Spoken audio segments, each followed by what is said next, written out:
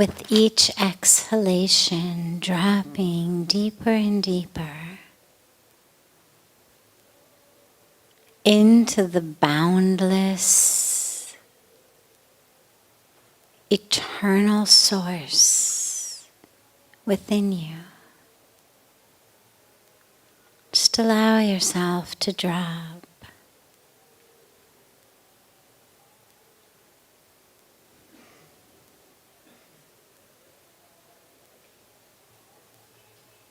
Allow the mind to unhook itself from all of the constant happenings in the world around us.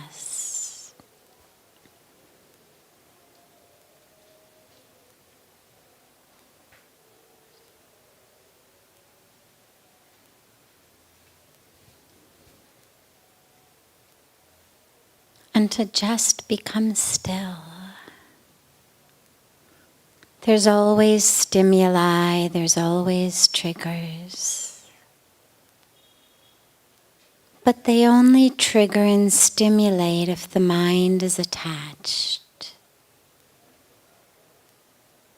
So just unhook that mind.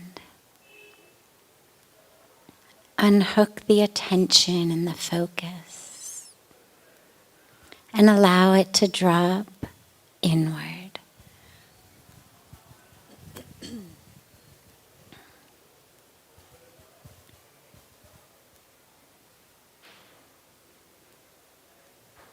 And allow that awareness to anchor in your breath. We're not working with the breath or changing the breath. It's just an anchor, a home for the attention, the awareness. A place to ground the focus.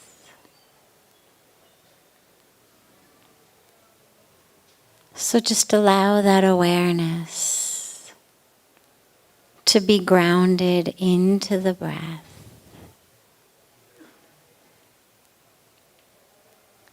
As it flows gently in and gently out.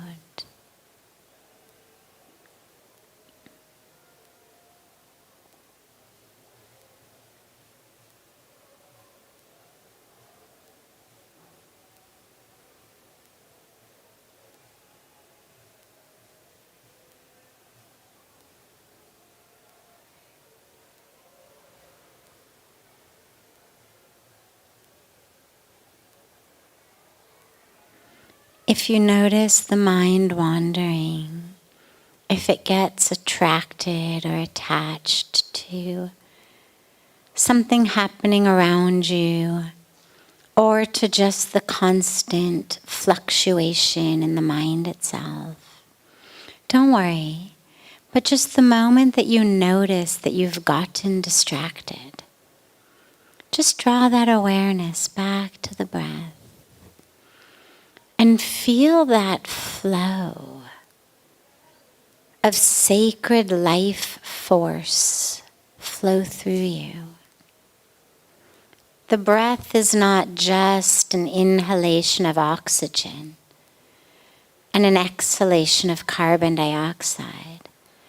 It's actually a flow of prana, life force, sacred life force. Feel that flow of the force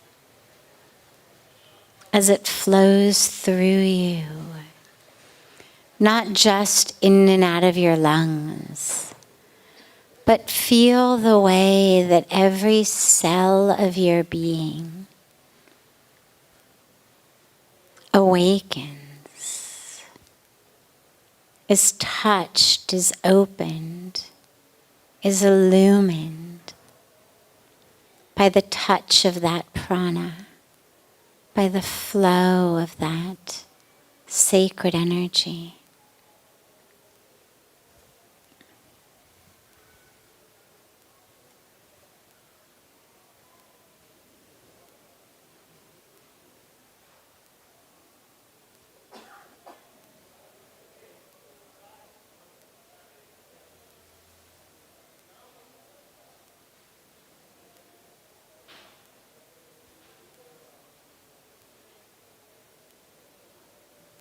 Feel how that prana connects not just your body to your body, but actually how it connects you to all of eternity. The energy that you are taking in, that powerful life force, is a force that has existed since the beginning of creation. You are taking in the same energy, the same prana that the sages and the saints and the rishis meditated upon thousands of years ago.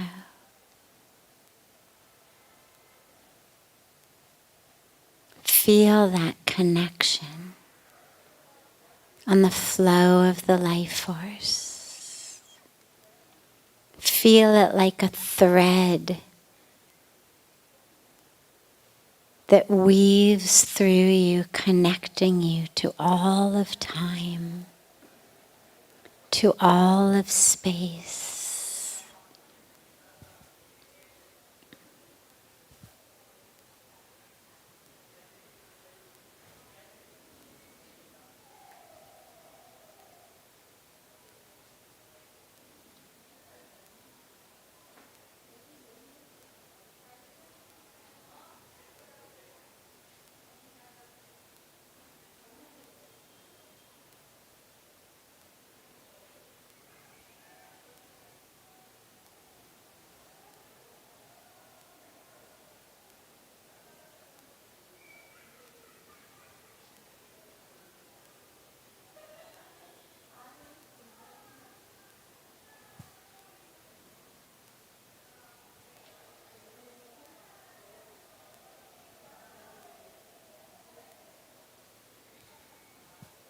Slowly and gently, bring the palms of your hands together at chest level in Namaste.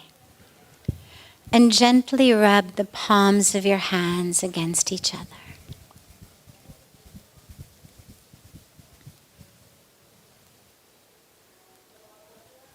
Press those palms of your hands into your closed eyes.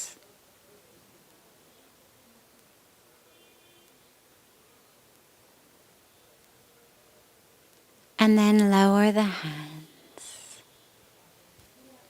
and open the eyes.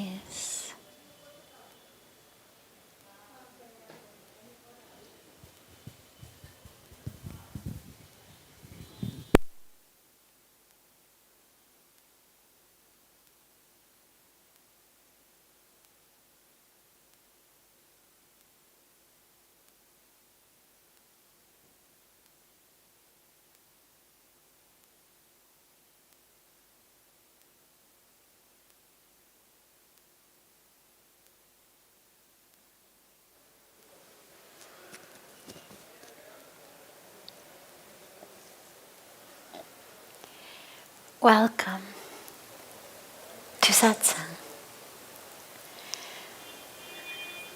So beautiful as always to be together.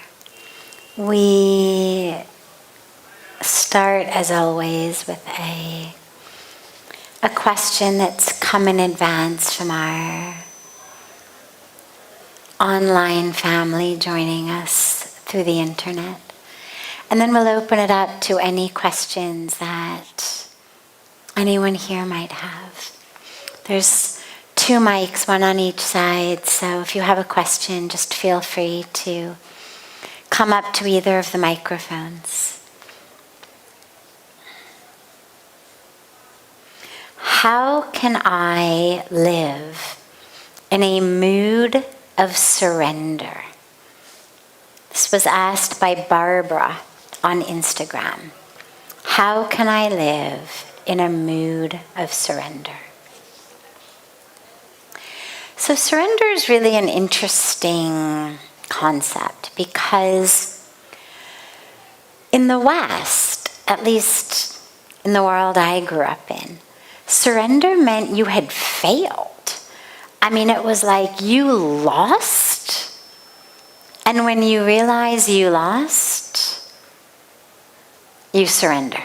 It's the throwing in of the towel. It's the waving of the white flag. It's the, you beat me. I've got nothing left. Therefore, I surrender. So it's definitely got a negative component. A component of weakness, a component of being a failure, a component of having lost. And in the East, at least in the spiritual East, surrender is like the key to spiritual awakening, the key to God realization, the key to grace. And it's most definitely not a negative thing. It's most definitely not about losing or failing. It's much more actually about realizing the truth. Because things tend to go according to God's will, whether you like it or not. Right? I mean, anybody who's ever tried to kind of pull the reins of nature or the reins of the world in their own direction has most likely suffered fatigue, frustration. You don't win. The more you try to bend the will of the world according to you, the more frustrated you tend to get. It's not like try to bend it hard enough and it will come. You know, the example that I always give about this is you can refuse to take off your bikini. You can wear it through July, through August, through September, through October. You can wear it into December. But it's not going to stop the snow from falling. You're just going to get pneumonia. It's not that the weather system is going to say, oh my God, you really want to wear a bikini? Okay, no problem. You know, we won't get cold this year. Things go according to the flow of the universe. Whether you think about it as God's will, whether you think about it as laws of nature, however you think about it, it is most clearly not according to what I want. The only thing that moves according to my say is my own decisions, my own reactions or responses, my words, my actions, how I interact with the world, how I spend the precious moments of the day. That's up to me. And pretty much nothing else is. So surrender is actually an acknowledgement of that which is true. And it actually comes from a place of courage, not a place of failure or weakness. It comes from the awareness that I really only have two choices. I can keep living in illusion, keep trying to bend the world according to my desires, my will, getting tired, getting frustrated, getting angry, feeling resentful, or I can simply align myself with the flow of the world. And that's what surrender is. Surrender says, okay, I go according to your will. Thy will be done. Right? And it's a kind of funny saying. Many different religious traditions have some variation of us saying, thy will be done. As though somehow God was waiting for our permission. Like as though somehow once we sanction it, thy will be done, then God will come in and the will be done. But God's will is being done long before we sanction it. It's not like God is somehow waiting for our permission. Thy will be done. And God's like, okay. Doesn't work like that. God's will is going to be done whether you say thy will be done or not. The only difference is whether you will be frustrated or not. Will you be exasperated and exhausted or energized, enlivened, full of energy, full of connection? So to get into a mood of surrender, and today is actually a great day for the question as we're celebrating Vasant Panchami, the goddess Saraswati. Because, as I was saying on the banks of Ganga, she is the one who gives us that wisdom. And so this would be a beautiful day to get in the mood to surrender, to say, okay, goddess Saraswati, give me the wisdom to know that the world is not going to dance according to my tune. That just because I isn't going to make it happen that way. And the answer is not to bend and to pull and to push, but to actually let go. So that the flow of the divine can flow through me. So on this day, we pray for the wisdom to know that letting go, letting God, whatever that means to you in any religion, any name, any form, is actually the wisest choice. And it's important, just lastly, to mention that does not mean that we become lazy or complacent. Surrender doesn't mean I give up, I throw in the towel. I mean, that is what it means in, a game of tennis or a war. But in life, that's not what it means. It means you continue to act, you continue to engage. But instead of it being about what you want, your desire, your will, it becomes an engagement with life, with action, with service, with flow, such that you just become an instrument. You are allowing yourself to just be used, rather than you trying to make it all happen. So you don't become complacent, you don't just lie down and take a nap, you don't give up, you don't become lazy.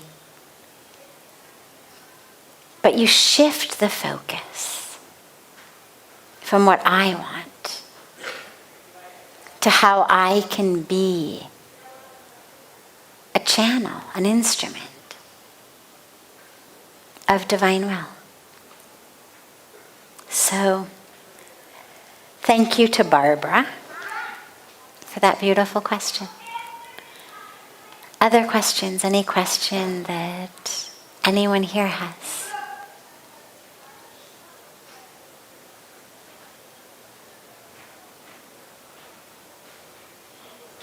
Yeah, come forward to the microphone.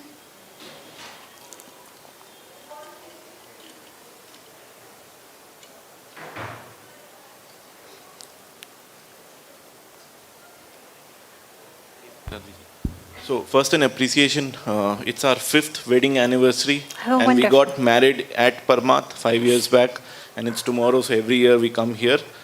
My question is, there's a 3-year-old which I have, and there's another one coming in around 4 months. So we both had this question, how do we make spiritually aware foundations for our kids, and what can we do as parents for early stages? Beautiful.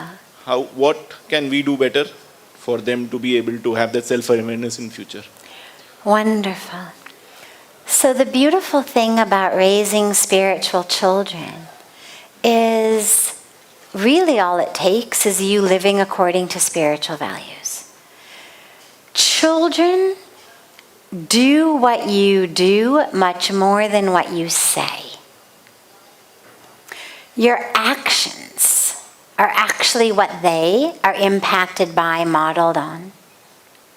If your words don't match your actions for 2 minutes of meditation, and together you bow to the divine, then you have breakfast, then they go to school. And then in the evening, before dinner, gather together. If you can have an arti in the home, fantastic, nothing like it. But even if not that, have 10 minutes together, a few prayers, a few mantras, a few minutes of meditation. It will set a pattern in their lives, a habit in their lives. For the rest of their lives, they will get up and they know meditation. This is what we do. It'll be great for you and your wife, and it'll start them off beautifully. But then also throughout the day, those are what you can think of as kind of book-ending practices. And then, of course, before they go to sleep at night, as they get a little bit older, encourage them to have a little gratitude practice before they sleep. So when you put them to bed, along with hugs and kisses and did you brush your teeth, ask them every night to give you 5 things that they are grateful for. Together. You can tell them your things, they can tell you their things. Let the last thoughts in their mind before they go to sleep be what they're grateful for. Just ask them every day, what are you grateful for? And again, it'll train them for their whole lives. Before they go to sleep, they will remember to think, what am I grateful for? Throughout the day, it becomes about values, ethics, priorities. How do you speak to each other? What language do you use? What words do you use? What do you emphasize? Do you sit around the dinner table gossiping? Oh my God, you won't believe what happened today. This person said this, but I think there's some, this thing going on with them, and this one, this. And are you just gossiping? Are you speaking negatively about others? Are you criticizing? Are you complaining? Oh, it's not fair. This other guy got the promotion. I should have gotten it. Everybody's unfair. I hate. What are you teaching your kids? I'm going to quit my job. I hate that place. What you're teaching them is life lessons. So really ask yourself, what is the lesson that they're getting in this thing they're hearing me say? Because they're not going to just take away, oh, you had a bad day at the office. They're going to take away, when things don't go your way, quit. If you don't get the reward that you wanted, it means somebody else is at fault. It never could possibly mean that someone else actually deserved it. Right? So it pits them in this relationship with the world. So think about, how do you speak? If you've ever got to have, some kind of negative talk, have it alone in your bedroom, not in front of the kids. Make sure that what you're talking about are things that you want them to learn. And they'll learn them. Give them practices that are how you want them to grow, until they get old enough to rebel completely against it. Do the opposite for a while. But it gives you this beautiful opportunity to really carve out, what life do you want to live together that's going to give your children really a crucible almost of creation, of spiritual values. It's a beautiful, beautiful, beautiful opportunity. And lastly, on kind of specific, pragmatic, logistic levels, number 1, keep them as far away from digital devices as you can. Do not, I know it is tempting, do not resort to using a phone or an iPad to keep them quiet. I cannot tell you how many times I have seen tables of families at a restaurant, somewhere, wherever they are, and there's a kid sitting in a high chair watching on a phone because it's the only way the parents can keep them quiet. Don't. Again, I know it's tempting. You are setting them up for a life of being glued to the devices, of learning that is what they need to use to eat, to calm down. There are people who can't go to sleep, who can't have a meal unless they're watching something, listening to something. Don't give them that. Make sure to keep them kind of as far away from devices as you can for as long as possible. And then restrict it. Sometimes in school these days, in school sometimes you need a laptop, an iPad, okay. But that doesn't mean that they get unlimited use. They use it for schoolwork, done. It's with you, not in their room. They will yell at you, I guarantee it. They will fight you. They will tell you they hate you. They will tell you you're the worst parents. They will tell you it's not fair. Deal with it. Really. Parents have been being told by their children, probably as long as there have been parents and children, I hate you, it's not fair. Whether it's curfews, whether it's dating, whether it's clothes, whether it's haircuts, whether it's music, today it's devices. But it's part of the package deal of being a parent. Don't give in just because they say, I hate you. Stay strong. It's critically important. The devices remove our ability to focus and concentrate. It's bad enough when we're adults losing our ability to concentrate, but when their brains are developing, don't handicap them in that way. And the last piece is make sure that along with the discipline, because obviously discipline is important, but that the rewards and the punishments for them doing what they're supposed to do, whether it's their chores, whether it's doing well in school, whatever it may be, that the reward should never be love. So it should never be, oh, you got an A on the exam, I love you so much, you are the best. Because then when they don't, they see your face that's disappointed. They see your face that is not this exuberant, like, come and love mom or dad. And what they learn is that their worthiness for love is based on what they do, based on how they achieve, based on how they perform. So, sure, praise them for it. Tell them that they're responsible, that they are sincere, that they are, very good at following instructions. Give them a reward, no problem. Let them have dessert, or they don't get dessert, or they get to go to a party, or they get to whatever it may be. Just don't use love. Your hugs, your kisses, your embrace, your lap, your love as a way of rewarding. Because they should never equate love with what they do or don't do. The love should always be there. They fail the exam, you still love them. They don't get to go to the party this weekend, but you still love them. Sure. Great. Wonderful question. And congratulations on the anniversary. Thank you. Beautiful. Other questions? Yes. Come.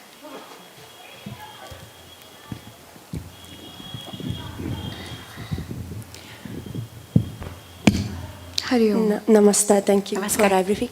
Okay. Sorry. That's okay. We'll take both of you. Either way, it doesn't matter. One of you start and then the other one is next.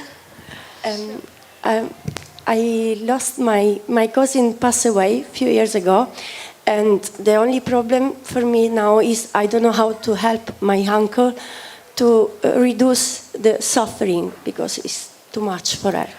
Who passed away? My cousin. Your cousin. Yes.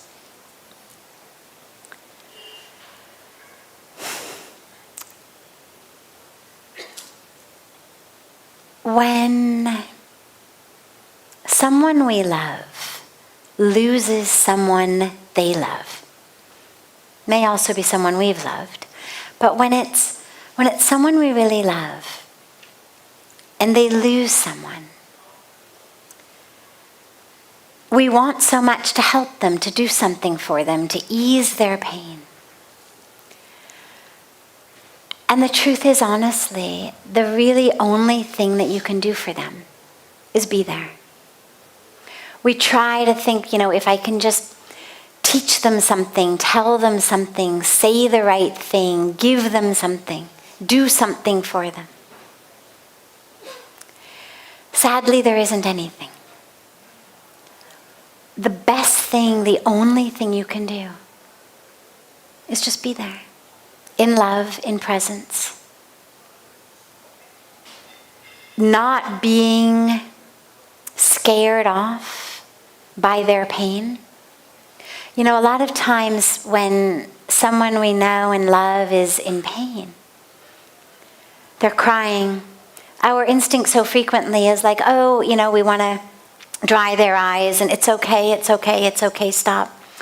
And really what that's about, a lot of the time, is our uncomfortableness in sitting with someone's pain. But us drying their eyes is not going to make them stop mourning. Us saying it's okay doesn't make it okay. It's not okay. It's life, there's nothing we can do about it, but that doesn't make it okay. All it does is it gives the message, I am uncomfortable by the scope of your pain. I need you to kind of calm down and stop crying so much because this is making me uncomfortable. The best thing you can do is make sure they know that you're not uncomfortable. You're there with them, in their pain. Whatever they need. Sit with them, hold their hand, be in their presence. It's not only the best, it's really the only thing you can do.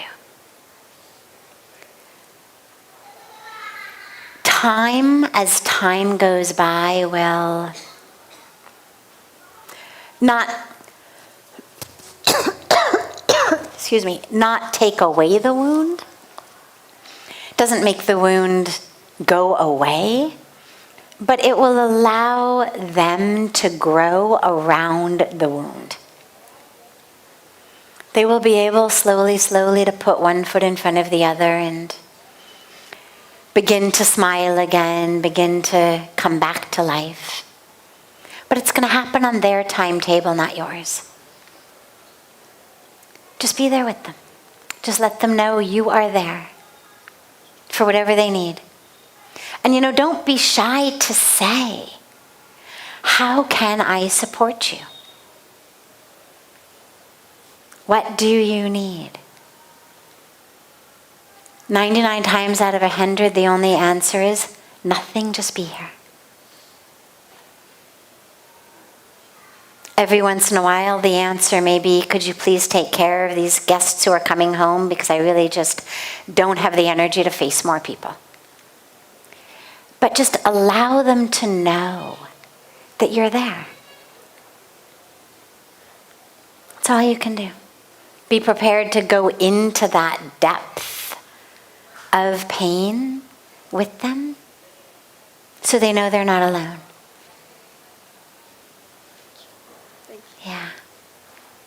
And I'm sorry on the loss of your cousin.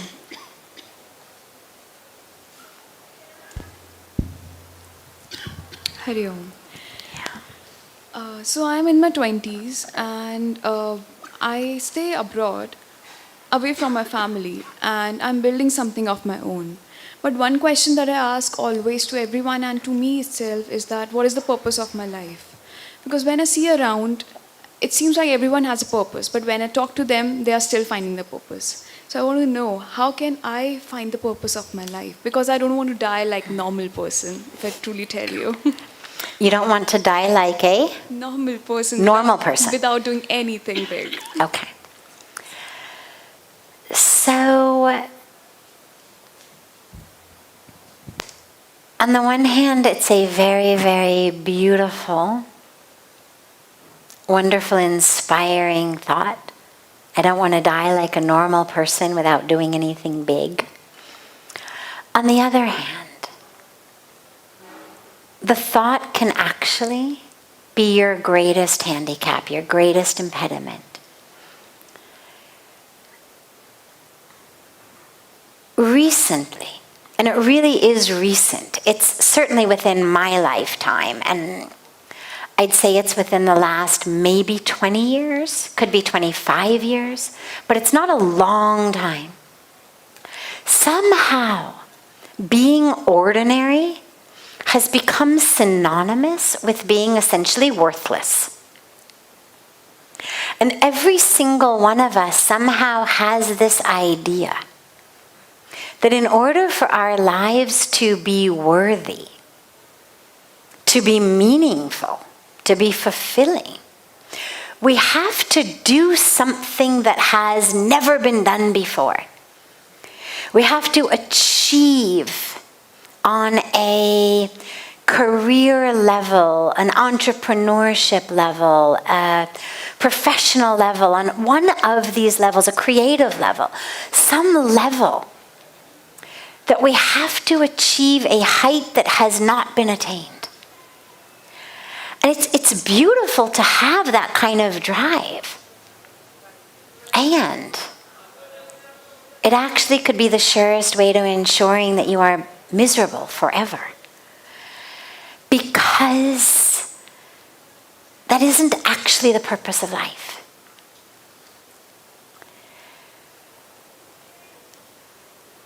The purpose of life is in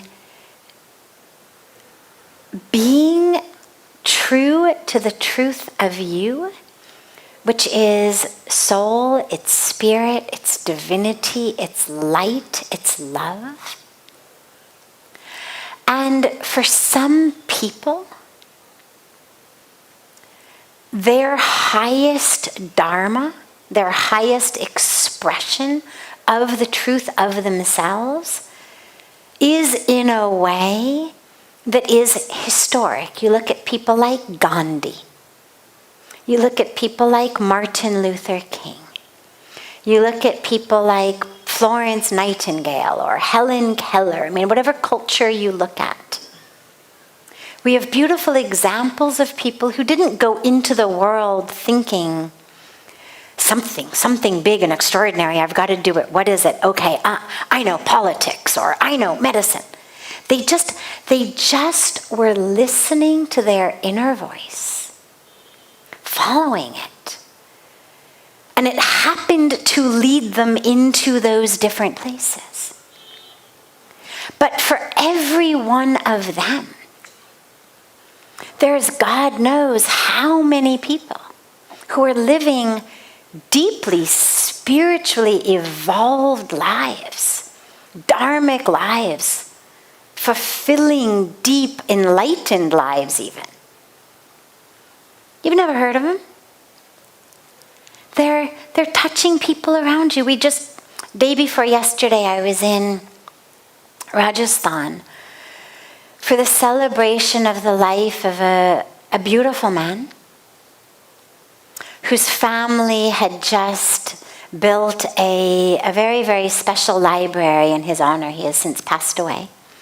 They built this beautiful library in his honor, and he was a simple man from a tiny, nowhere village, in my perspective, in the middle of Rajasthan. To get to his village, we landed into an airport that wasn't even really an airport, it was just an army airport. And then we drove 2 hours, 15 minutes from the nothing airport into the middle of what really felt like nowhere. And from this village, this man had touched so many lives. In the library, they had this big exhibition of his life, and all of the people he touched, the children, the sick people, the schools, the hospitals, the poor people, like all of the people he had touched. We knew him so well because he had come here. He was a very devoted man and had come to listen to a katha that was taking place here, and heard Pujya Swamiji speaking in the Ganga Arti about the importance of planting trees.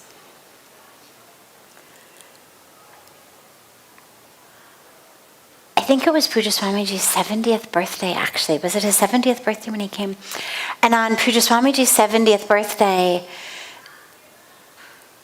we were planting 70,000 trees to honor the 70th birthday. And this man said, well, I'm 87, I'll plant 87,000 trees. And he went back to Rajasthan and in like less than a year planted 87,000 trees. I mentioned just this story because you've never heard of him. Most people have never heard of him. I live here and didn't even know about him. I knew that there was a guy from Rajasthan who had planted 87,000 trees. I didn't know the details. Until here I was at the event looking at this library thinking, my God, how beautiful. Now his entire family, and huge extended family, young, very well educated, now they're all dedicating their lives to following in his footsteps. Touching people, serving. Now their children. Now you think of the ripple impact of just one simple man from a village in the middle of the desert who decided to just kind of do whatever he could. He ended up making enough money to do more. But I mention this because, yes, absolutely. Think big in terms of impact, in terms of benefit, in terms of healing. But don't think about it in terms of the level of prestige or this idea of somehow something that's never been done before, therefore, oh my God, people are going to look at it and they're... Use who you are, the light of you. And you don't have to drive yourself crazy, racking your brain, trying to figure out whatever it is. What can you do today? Because our purpose changes as we grow. Our dharmas, we don't come here with just one dharma. We have different dharmas at different times of our life. We have different dharmas in different relationships. Your ability to affect change and healing in the world in your 20s is very different from what it's going to be in your 60s. What can you do today? And as you start doing what you can do today, you're going to realize, oh wait, actually I want to be able to do this, therefore I need to learn that, or acquire this, or go here, or connect with that. And slowly, you're going to learn what you need. You're going to connect with whoever you need. You're going to find that. But just allow your light inside to shine. Whatever you can do, just do it. Already who you are is beautiful. Already you have the power, the gift to touch, to serve. Think about what can you do starting right now. Follow that heart that wants to serve. Offer yourself every day to God. Let your prayer be, hey, I'm here, use me. You made me, use me. But realize it's not always going to be someone who's famous. It's not always going to be someone who everyone knows about. It's not always going to be something that also makes a bunch of money or something that also makes you prestigious and famous and highlighted and beloved by all and, all of that. It may be very simple. I'll end with one of my favorite stories about this, true story. There was a group of, I think they were sociology students, might have been education students, but a group of students who were studying the impact of violent neighborhoods, gangs, drugs, violence on youth. And they were looking at an area of New York, I think it was the Bronx, an area of New York that was traditionally quite poor, gangs, drugs, violence, etc., etc. And what they found is that some huge percentage of the kids who had gone through school in all of the different schools they studied there, huge percentage of them had dropped out of school, had ended up dead or in jail or, some other horrible but kind of expected outcome from the childhood they'd had. But what they found was there was this one group of kids who had finished high school, had gone on to college, had gone on to actually have good professional lives. And they were fascinated by this. What they discovered was they were all from one of the schools. They went and they found all of these kids, or as many of them as they could, and they interviewed them all. What was it about this school? Every one of them said, oh, it wasn't the school, it was this one teacher. This one teacher changed my life.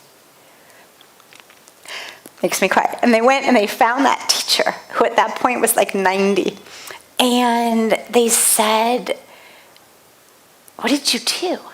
How did you teach these kids?